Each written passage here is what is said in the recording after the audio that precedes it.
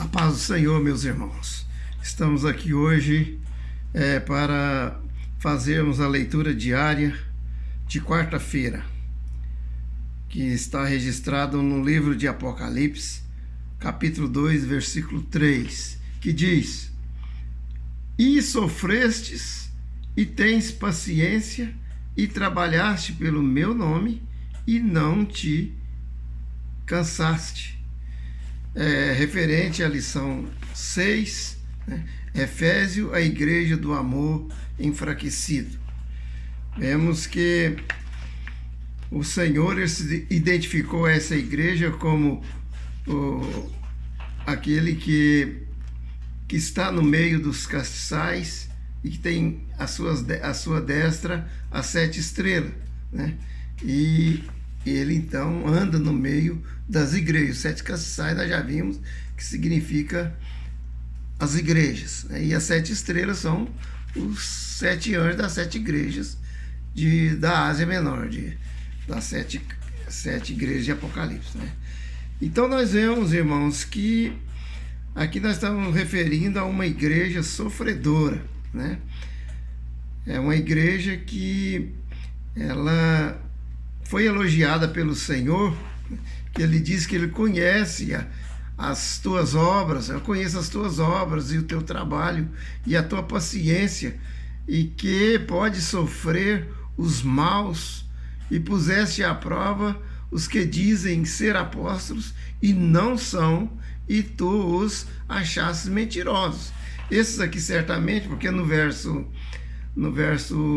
6 aqui, dessa lição, disse o Senhor que ele elogiou o anjo da igreja, o pastor, porque ele era contra os nicolaístas. E o Senhor disse que também ele aborrecia esse tipo de falsos mestres que implementava esse tipo de doutrina, de teologia nas igrejas. Mas ali o pastor ele refutava ardorosamente esse tipo de doutrina na igreja. Mas o Senhor ele chamou a atenção da igreja porque ela deixou o primeiro amor. Aqui tenho, porém, contra ti, que deixaste o teu primeiro amor. Então foi um ponto de fraqueza da igreja de Éfeso.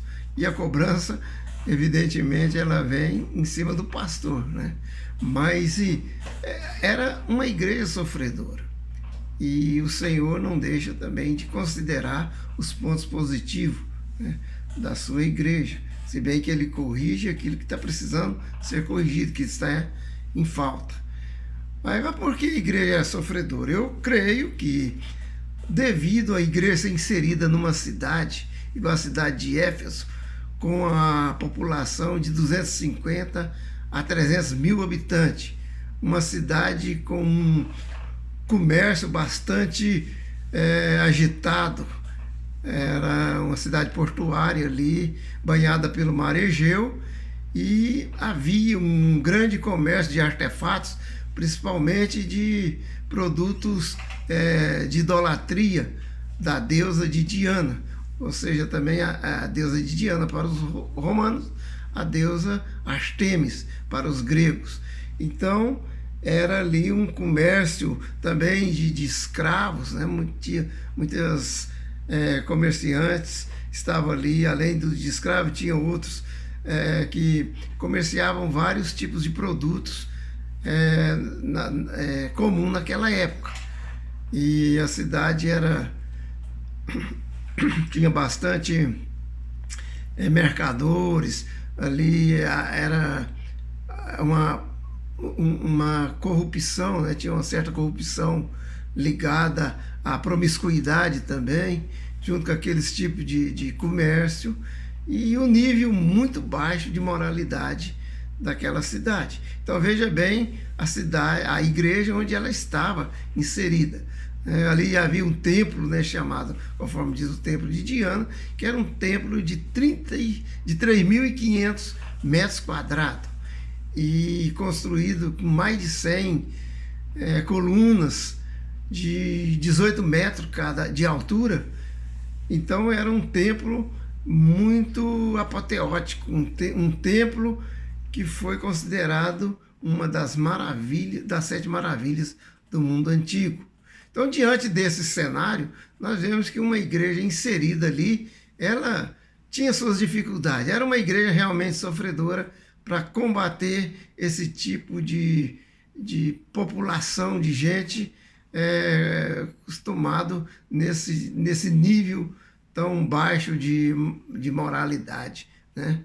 E a igreja, então, ela tinha que brilhar, ela tinha que resolver ou desempenhar a sua função ali de brilhar diante daquele mundo de trevas escurecido, né, por essa cultura ímpia e promíscua. Então, irmãos, nós vemos que essa igreja foi fundada pelo apóstolo Paulo, e Paulo passou por ali na sua segunda viagem missionária. Depois ele comissionou o Timóteo, o jovem seu cooperador, que esteve ali como pastor.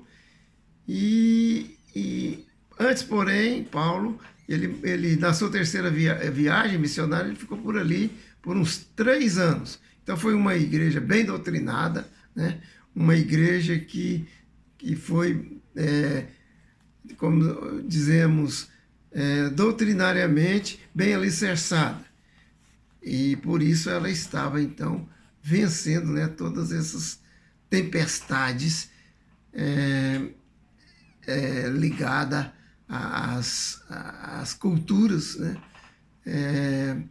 idólatras e de uma população, de um povo bastante promíscuo e mercenário que habitava naquela cidade. Então, ela, para se sustentar e para permanecer, então ela teve de se fundamentar na sã doutrina, na piedade, para que pudesse, então, assim, permanecer e dar o testemunho e ser uma igreja que representa as igrejas, né, da nossa época, a Igreja Universal.